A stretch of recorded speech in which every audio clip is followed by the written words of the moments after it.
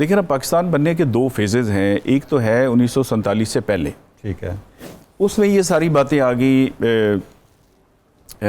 Doctor Abbasi صاحب نے بڑی زبردست اس میں دریا کو کوزے میں بند کیا ہے کہ کبھی بھی ہندوؤں کی حکومت نہیں اس سے پہلے رہی تھی. مطلب ہندو یا تو مسلمان کے انڈر رہے, سلاطین تھے, اس کے بعد مغل تھے, یا پھر وہ انگریزوں کے انڈر آیا. ٹھیک ہے, یعنی اس نے متحد ہو کے زندگی گزاری ہے, کبھی انڈیپینڈنٹ نہیں. یہ پہلا موقع ملا ان کو ٹیسٹر لگانے کا کہ ان کی اصل ہے کیا. سامنے آئے وہ ہے نا حضرت علی علیہ الصلوۃ والسلام کا قول ہے نا کہ جب بندے کو اقتدار ملتا ہے تو اس کا اصل چہرہ سامنے آتا ہے. تو اصل چہرہ پھر ان کا وہ جو ان کی کانگریسی وزارتیں بنی چند صوبوں میں, اور جیسے ڈاکٹر صاحب نے بڑی تفصیل سے بتایا کہ انہوں نے ہمارے دین سے لے کر ہر چیز کی کوشش کی پہلی دفعہ بتانے کی. وہ جو صدیوں کی غلامی تھی وہ انہوں نے, اور اسی پہ قائد اعظم نے پھر یوم نجات بھی بنایا. ٹھیک ہے. اچھا, لیکن یہ بڑا ایک معجزہ ہے کہ 1940 میں دیکھیں قرارداد پاکستان پاس ہوتی ہے. ٹھیک ہے. اچھا, یہ بھی اللہ کے فضل و کرم سے ہماری کتابوں میں, نیشنل ٹی وی پہ کوئی کہتا ہے پاس ہوئی, کوئی کہتا ہے پیش ہوئی. تو 23 کو پیش ہوئی اور 24 کو پاس ہوئی. ٹھیک ہے, مطلب قرارداد کا مطلب ہے نا جیسے ہم لوگ بیٹھے ہیں مینار پاکستان میں 1-1.5 لاکھ بندہ تھا اس وقت, یہ بہت بڑی تعداد تھی, پورے ہندوستان کی نمائندگی تھی, پورے ہندوستان کی نمائندگی تھی, اور اس وقت یہ ایک انبلیویبل تھا کہ اتنے لوگ اکٹھے ہو جائیں. ٹھیک ہے. تو یہ سہرا مسلم لیگ کو جاتا ہے قائد اعظم کو. وہاں پہ انہوں نے کہا کہ بھائی کیا ہندوؤں کے ساتھ رہنا چاہیے یا الگ ملک ہونا چاہیے, اس پہ باقاعدہ بحث و تمیز. اب ہمارے والا تو نہیں ہاتھ کھڑے کرو, تو سارے نے کر دیتے. ٹھیک ہے. تو وہ کہتے ہیں ایک دفعہ کوئی اسمبلی میں ہاتھ کھڑے کرائے گئے, تو وہ ایک بھائی صاحب نے دوسری پارٹی کو, تو انہوں نے کہا یہ کیا کیا. اس نے کہا جی وہ کہہ رہے تھے قائد عوام, انہوں نے کہا تھا قائد عوام کے لیے ہاتھ کھڑا کریں. تو یہ بات نہیں تھی, وہ پڑھے لکھے لوگ تھے. دیکھیں نا یہ جتنے بھی لوگ تھے بڑے بڑے لیڈرز ہمارے, یہ سارے بیرسٹرز تھے, بار ایٹ لا کیا ہوا تھا. اور ہماری اب دیکھیے کہ یہ باتیں ہماری نئی نسل کو کیوں نہیں سمجھ آتی. اس لیے سمجھ نہیں آتی. یہ پروفیسر صاحب میری بات کو سیکنڈ کریں گے, ویسے تو سارے ہی پروفیسر ڈاکٹر ہیں. دیکھیے مطالعہ پاکستان جو ہے نا جی, یہ کانسٹیٹیوشنل لا ہے. ٹھیک ہے, یہ کانسٹیٹیوشنل لا ہے, یہ ہسٹری نہیں ہے. کانسٹیٹیوشن کی ہسٹری بھی ہے اور کانسٹیٹیوشن کا لا بھی ہے, اس کو رکھا ہوا ہے. آپ دیکھیں نا جی سیپریٹ الیکٹوریٹس کی بھی بات ہوئی, ویٹیج ہے, ایسا ہی ہے, یونٹری فارم آف گورنمنٹ ہے, فیڈرل, یہ پوری ایک کانسیپٹ ہے پولیٹیکل سائنس کا. اچھا, ہم اس کو پڑھتے ہیں ہسٹری میں آ کے, اس لیے وہ کسی کو سمجھ نہیں آتی. وہ دیکھیں نا جب تک 30-40 ٹرمینالوجیز آپ کو نہیں آئیں گی بیسکس, اور اس کی بیک گراؤنڈ کے تقسیم بنگال ہوتی ہے تو ہمیں کیا فائدہ ہوتا ہے, پھر ہندوؤں کو کیا تکلیف ہوتی ہے.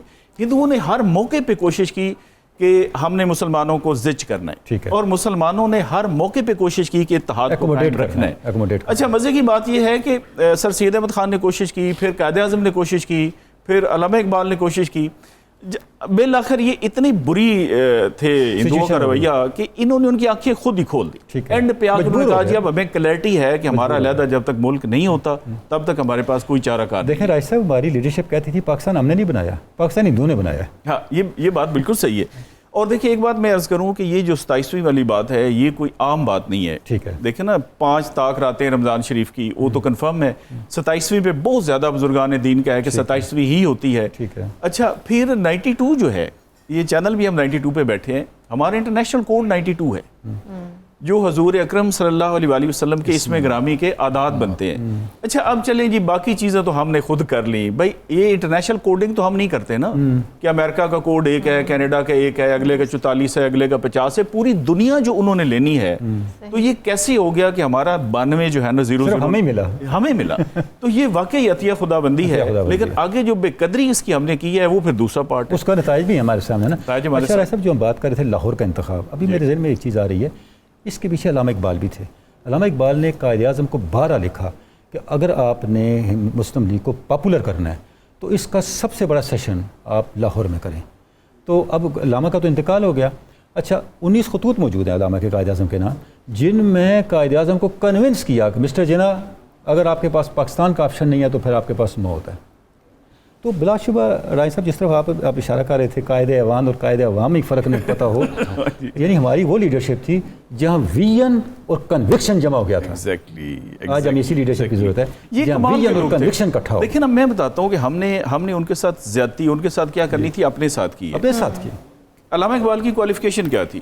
ہی was bar at law, he was a barrister plus PhD. Doctor صاحب, میں رائے صاحب میں ایک جملے کا اضافہ کروں گا. اقبال واحد آدمی ہے جو یورپ سے سب سے زیادہ ڈگریاں لے کے آئے, 5 ڈگریاں لے کے آئے. بالکل, اس زمانے میں 1 ڈگری لے کے آنا مشکل ہوتا تھا, 1 ڈگری بڑی بات تھی. لیکن آپ مجھے یہ بتائیں کہ آپ ایسے ایک رینڈملی سروے کریں, ایک بندے نے بار ایٹ لا کیا ہے, ظاہر قانون کی ہے نا سب سے بڑی ڈگری, اور اس زمانے میں جا کے مطلب جب جہاز ہی ایجاد نہیں ہوئے تھے ابھی تک. اچھا ان کا پوچھے بھی انہوں نے کوئی کیس لڑا ہو, کوئی ان کے ایز اے وکیل ایز اے بیرسٹر کوئی کام, کوئی پتہ نہیں, صرف 3-4 شعر آتے ہیں, لب پہ آتی ہے دعا بن کے تمنا میری. حالانکہ بڑے نہیں ظاہر سی کامیاب بیرسٹر تھے, کیسے چھپے ہوئے ہیں, میں نے 2-3 لوگوں کا بھی کہا ہے کہ اس پہ آپ تھیسس کریں, ٹھیک ہے نا جی. مطلب یہ ہے کہ یہ بالکل ہم نے ایسے رٹو توتے والا تھوڑا بہت پڑھ لیا, اچھا پتہ ہی کون ہے قائد اعظم کے 14 نکات وہ کیا بلا تھے, نہرو رپورٹ کیا تھی. یہ بالکل ضرورت ہے, اور میں آپ کو اور آپ کے چینل کو مبارکباد پیش کرتا ہوں کہ یہ ٹاپک آپ نے لیا ہے. اب تو یہ فرسودہ باتیں ہو گئی. اب تو میں کوئز پروگرام دیکھ رہا تھا ایک ٹی وی چینل پہ رمضان شریف کا. اچھا وہ انہوں نے کوئی 10-12 سوال کیے, اور میرا ویسے ہی بڑے دلچسپی, آپ کو پتہ ہے سیرت کا ہم بھی کراتے ہیں, کوئی ایک سوال نہیں تھا جو اسلام کے متعلق ہو. یعنی ان 10-12 سوالوں میں کوئی اسلامی, کوئی رمضان شریف کے متعلق, کوئی پاکستان کے متعلق, پتہ نہیں وہ کون تھے لکھنے والے کرنے والے. تو یہ بڑی ضرورت ہے کہ ہماری نوجوان نسل کو اور ہر نسل کو یہ بتایا جائے کہ بھئی یہ پاکستان بنا کیسے. اچھا ایک بات میں آپ کی اجازت سے 1 منٹ سر بول لوں گا.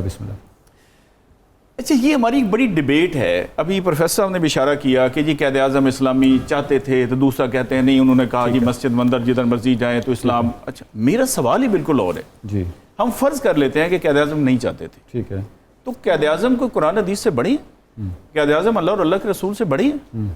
مطلب ہمیں تو پتہ ہے کہ قائد اعظم نے یہی کہا کہ یہ اسلام. دیکھیں نا عام بندے کو یہ مطالعہ پاکستان تو آتا نہیں تھا, یہ اتنی مشکل باتیں ہیں کہ کسی کو آج بھی نہیں آتی الحمدللہ.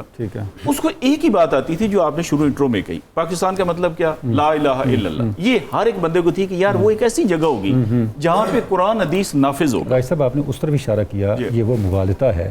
بڑی معروف بات ہے نا کہ حقیقت سے افواہ جلدی پھیلتی ہے, ہاں فیکٹ سے مغالطہ جلدی پھیلتا ہے. قائد اعظم نے ایک جملہ اگر ہمارے ناظرین یاد کر لیں تو آپ کا یہ جو اٹھایا ہوا مسئلہ مستقل حل ہو جائے. قائد اعظم نے پوری زندگی, رائے صاحب میں پورے اعتماد سے آپ کو عرض کر رہا ہوں, ایک طالب علم مدرسہ قائد اعظم اقبال کا, پوری زندگی ایک دفعہ نہیں کہا پاکستان سیکولر ہوگا, ایک دفعہ بھی نہیں کہا, اور 20 دفعہ کہا اسلامی ملک ہوگا. ڈاکٹر صاحب بیسٹ جو آرگیومنٹ ہے نا کہ آپ اگلے کا آرگیومنٹ مان لیں, ہم ان کا آرگیومنٹ فار ایگزامپل آپ اس بیس میں ہم یہ کہتے ہیں کہ دیکھیں بھائی جب ایک خطہ بنا ہی اس بنیاد پہ ہے کہ لا الہ الا اللہ, 97% یہاں پہ مسلمان ہیں, اس میں ہمیں کسی کو ضرورت ہے کہ کوئی بندہ نئی بات آ کے کرے. فار ایگزامپل آپ میں یا ہم 10 لوگ آج کہیں کہ یہ ہوگا وہ ہوگا, قرآن حدیث نافذ ہوگا. اس کے علاوہ تو کوئی پبلک ول ہے, ہے ہی نہیں, پبلک ول ہے یہ. بالکل بالکل ماشاءاللہ, بہت خوب.